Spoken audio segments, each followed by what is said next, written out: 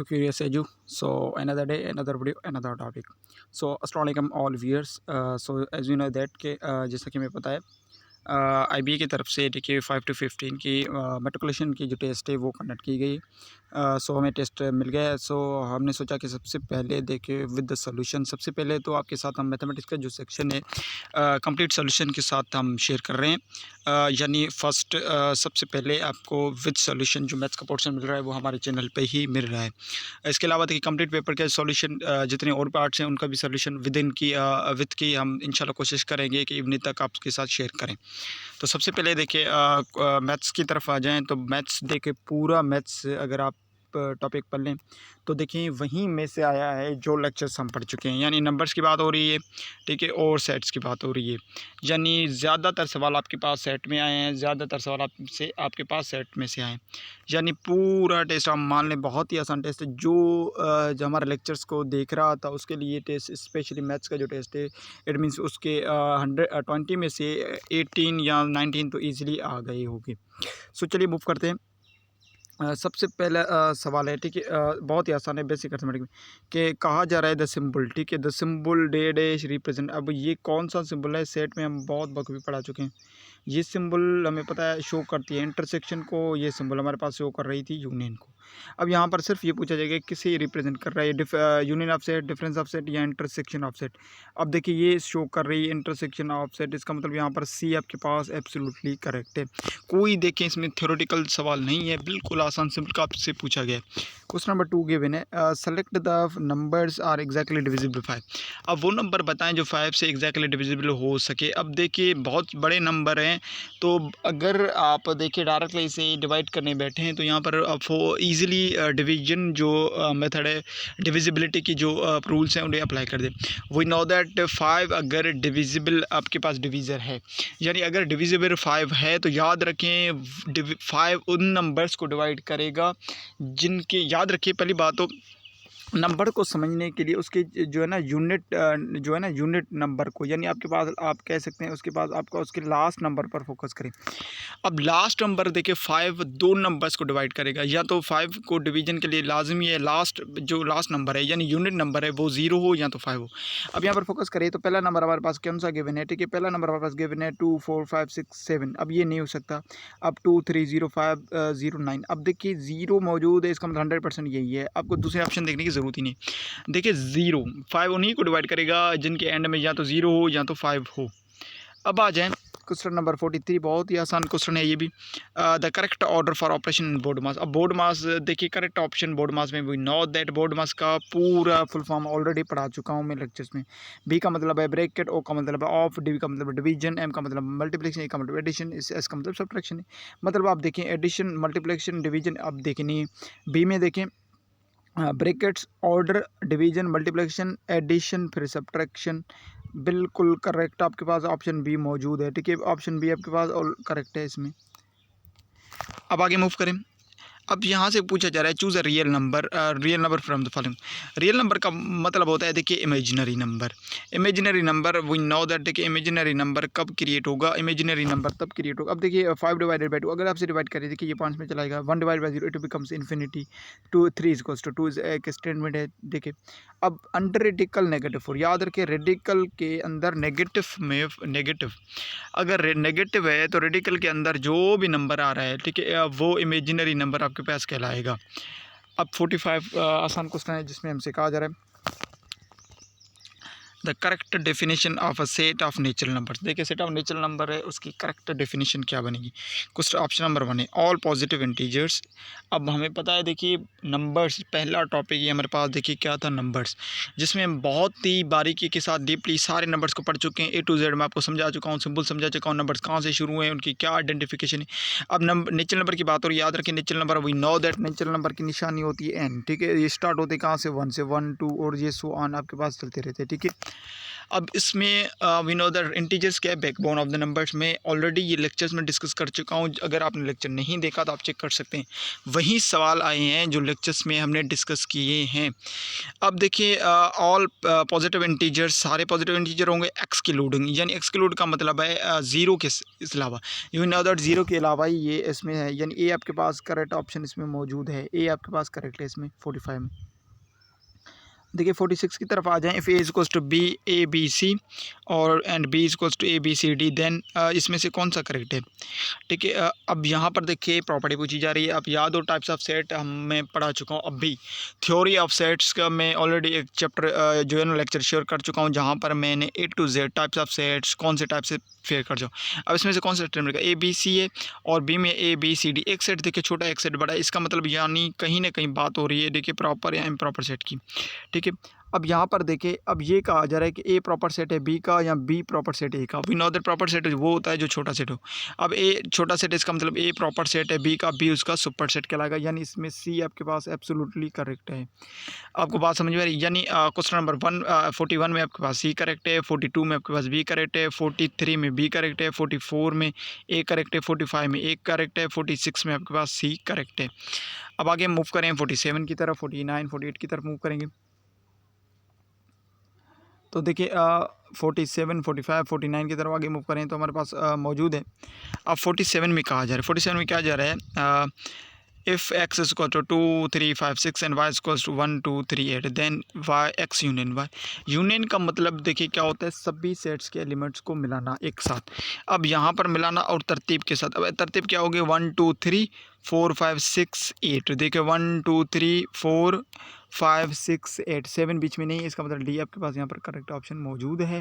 Union का मतलब है सारे एलिमेंट्स एक साथ मिलाना। 48 है, इफ़ यूनिवर्सल सेट बराबर है 1, 2, 3, 4, 6, 7, 8 and B equals to 2, 4, 6, 8, then B complement. अब यहाँ पर देखिए क्या पूछा जा रहा है? B complement. बी कॉम्प्लीमेंट को फार्मूला करने के लिए कौन सा फार्मूला है? Universal set difference. देखें डिफरेंस बी है आपके पास। अब देखें यूनिवर्सल सेट डिफरेंस बी, यानी सबसे पहले तो दोनों सेट्स के जो कॉमन एलिमेंट्स हैं उनको रिमूव करें। अगर रिमूव कर दें तो 2 ठीक है 2, 4, 6, 8, यानी 2, 4, 6, 8 आप रिमूव कर दें। ठीक है 2, 4, 6 और 8। अब इसके अलावा देखिए जो पहले सेट में यूनिवर्सल सेट में बच जाएंगे वो हमारे पास सेट जवाब बन जाएगा। अब कौन सा बच रहा है? 1, 3, 5, 7। 1, 3, 5, 7 आपके पास सी में मौजूद है। देखें करेक्ट ऑप्शन है। अब आ जाए द डेसिमल फ्रैक्शन 4.18 इज डेडिश। अब देखिए 4 डिवाइडेड बाई 18 डेसिमल में किस तरह लिखा जा सकता है? 4 डिवाइडेड बाई 18 को अगर देखिए बेसिकली हम कर लें तो आप कर सकते हैं। देखिए 4 पर देखिए टेबल नहीं लग रही, मान लें देखिए 18 की टेबल नहीं लगी, हमने क्या किया 0.0 लगाकर 40 कर दिया। अब देखिए 14 पर, अब देखिए 1 18 है 18। अब देखिए डिवीजन का रूल है, यहाँ प्रॉपर उस पर लगे या तो उससे कम। अब देखिए 1 18 है 18, 2 18 आपके पास 36 बन जाएगा। 36 2 टाइम अप्लाई करेंगे तो 36 बन जाएगा, क्योंकि देखिए 10 और 10 20, 8 8 16 यानी 36। 3 टाइम्स अप्लाई करेंगे बढ़ जाएगा। इसका मतलब 2 मरतबा अप्लाई हो रहा है, यानी 0.2। अब 0.2 इसका मतलब ये सीरीज़ आगे चलती जाएगी, यानी 0.2 सीरीज़ कौन से? 0.3 है ए में, 0.2 बी में, 0.4 0.5 यहाँ पर देखिए 0.2 आपके पास मौजूद है बी में। अब क्वेश्चन नंबर देखिए 5 है टेबुलर फॉर्म। अब ये देखें अगेन टाइप थ्योरी सेट के, अब देखिए लगभग आपसे 5 से 10 सवाल थ्योरी सेट ऑफ थ्योरी से लिए गए हैं। अब टेबुलर फॉर्म सेट ए का, अब देखिए एक सेट है किस फॉर्म में? टेबुलर फॉर्म में पूछा जा रहा है। इसका मतलब है या तो डिस्क्रिप्टिव फॉर्म में होगा या तो सेट बिल्डर फॉर्म में। अब चेक करें तो सिंबल से इस्तेमाल किए सेट बिल्डर में। अब कौन सा सेट है? X such that X belongs to Z, Z से बिलोंग करता है, and X square equals to 25। अब जेड का मतलब इंटीजर, इंटीजर्स नंबर्स हैं, मगर कौन से नंबर्स हैं? X square equals 25। अब x square is equals to, अब देखिए x square is equals to 25 का मतलब होता है, यानी स्क्वायर को खत्म करने taking root on both side. अब देखिए स्क्वायर रूट कैंसिल्ड हो जाएगा, एक्स इज इक्वल्स, अब देखिए अंडर रेडिकल मतलब है, यानी इसमें से 2 सेट बाहर आ जाएंगे। एक तो -5 बन जाएगा, ठीक है बाहर आ जाएगा, दूसरा आपके पास +5 बन जाएगा। ठीक है, अब यहाँ पर देखें -5 और +5 कहाँ पर मौजूद हैं? बी में आपके पास मौजूद हैं। बी आपके पास यहाँ पर करेक्ट आंसर मौजूद है 50 तक। बहुत ही देखिए आसान सवाल है मैथ्स के, बहुत ही आसान सवाल है। अब आगे मूव करें वर्ल्ड प्रॉब्लम की तरफ। तो वर्ल्ड प्रॉब्लम में कहा जाए if 2 is added to the greatest 5 digit number.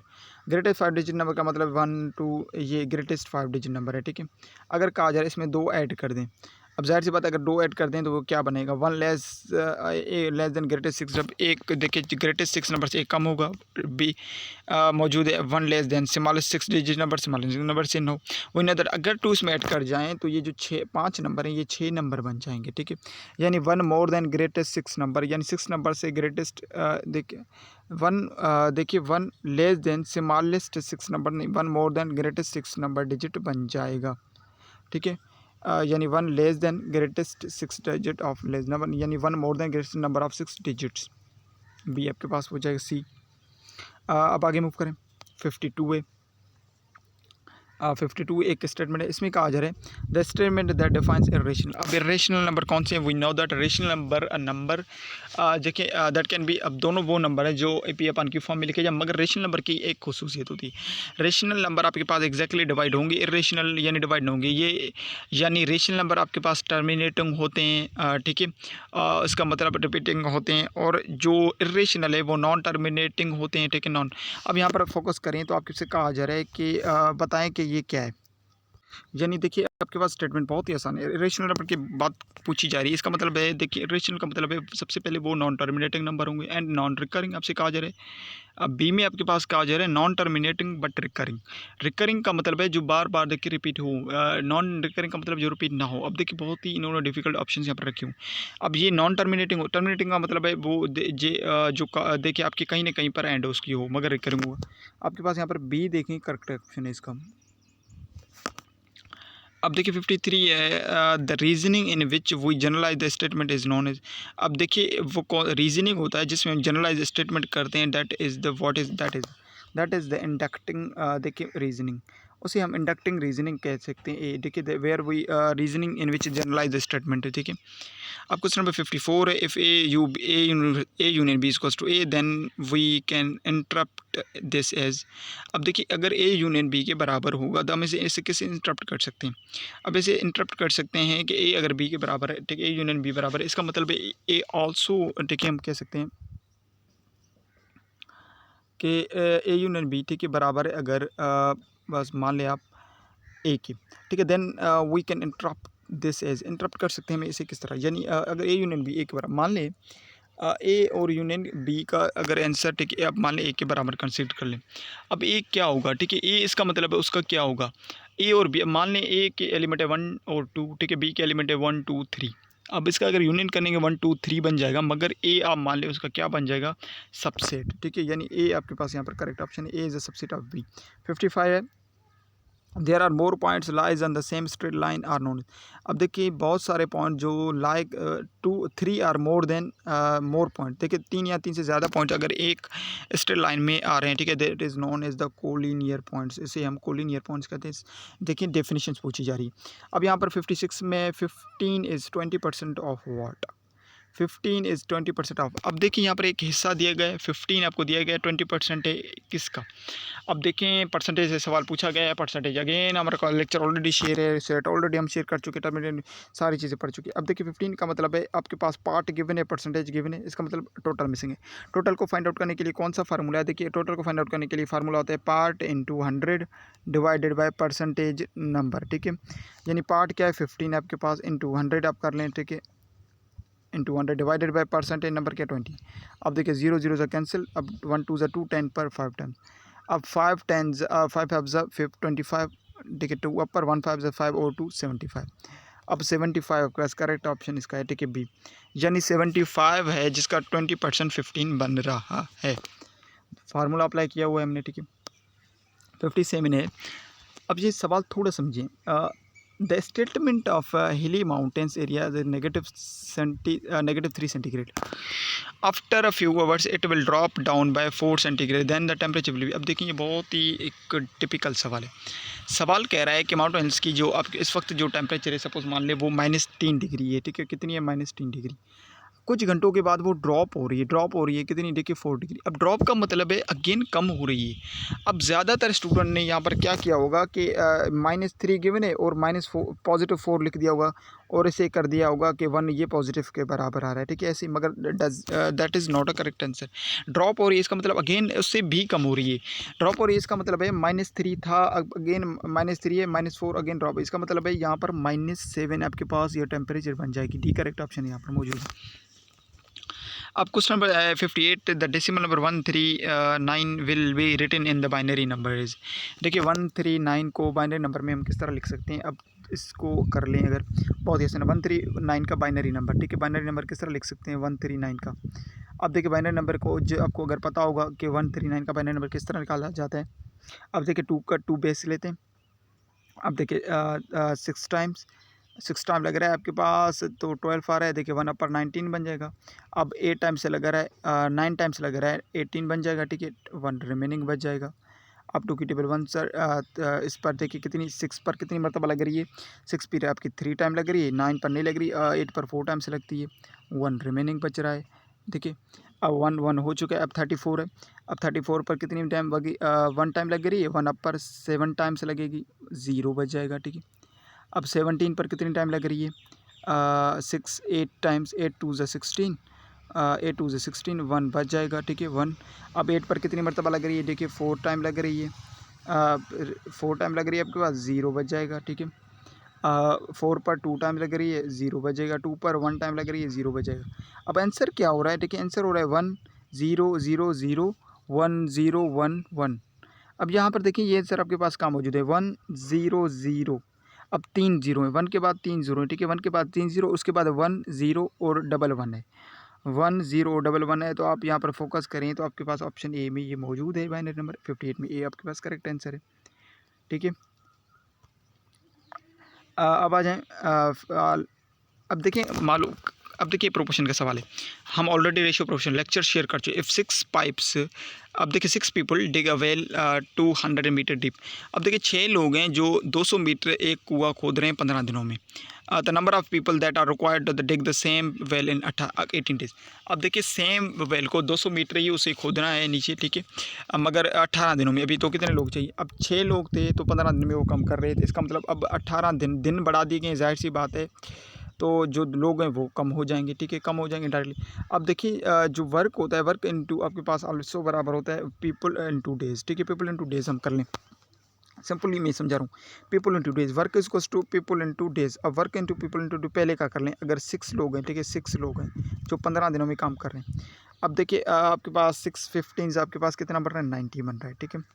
अब वर्क अगेन वर्क बराबर होगा पीपल इनटू देखिए डेज। अब पीपल कितने, डजन नो, डेज कितने हैं 18, ठीक है। अब देखिए यानी x into 18 is equals to 19 के बराबर हो जाएगा, क्योंकि ये वैल्यू हमारे पास पहला मिल रहा है। अब देखिए x is equals to 90 divided by 18 कर लेंगे हम।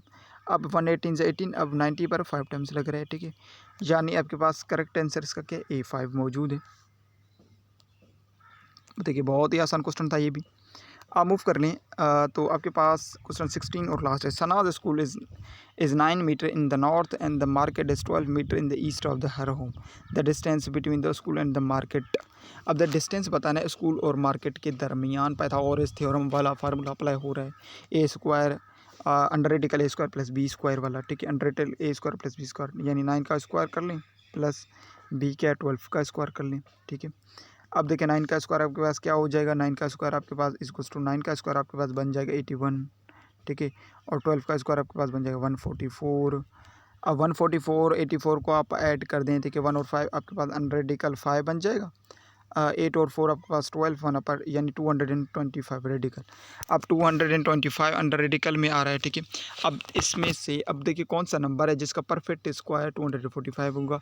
अब मान लें आपको पता नहीं है 15 अब कर लें, ठीक है, 115 को 15 के साथ 5 5 ज़ा 25, ठीक है, 25 2 अपर 1 5 ज़ा 5 और 2 70, देखिए 1 5 ज़ा 5 और 1 1 ज़ा 1, 5 एज इट इज़, 7 और 5 का 12, 1 एज इट इज़, ठीक है, 125, ठीक है, क्या सॉरी 125 यहाँ पर ऑप्शन मिस्टेक है, देखिए करेक्ट है आपके पास।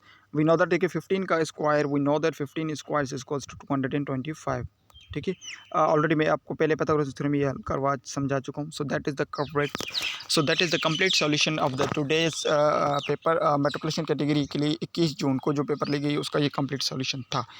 देखिए कंप्लीट पेपर हम ये कह सकते हैं जो लेक्चर्स हमने पढ़ाए हैं टोटली पेपर वहीं से आया है, कोई डिफ़िकल्टी पेपर में थी नहीं। देखिए ये कंप्लीट सॉल्यूशन था आपके पास मैथ्स में, सबसे पहले हम ऑलरेडी आपके साथ शेयर कर चुके हैं। देखिए ये कंप्लीट सॉल्यूशन था इस पेपर का, विद इन आंसर हम समझा चुके हैं, एक्सप्लेनेशन के साथ आपको हमने समझाया है। सो इंशाल्लाह कोशिश करेंगे जल्दी ही हम इस पेपर का कंप्लीट विद इन की जो इंग्लिश पोर्शन है, साइंस पोर्शन है, जीके पोर्शन है, कंप्लीट की के साथ हम आपके साथ पेपर शेयर करें। सो चलिए मिलते हैं तब तक, चलिए मिलते हैं नेक्स्ट वीडियो में, तब तक के लिए खुदा हाफिज़।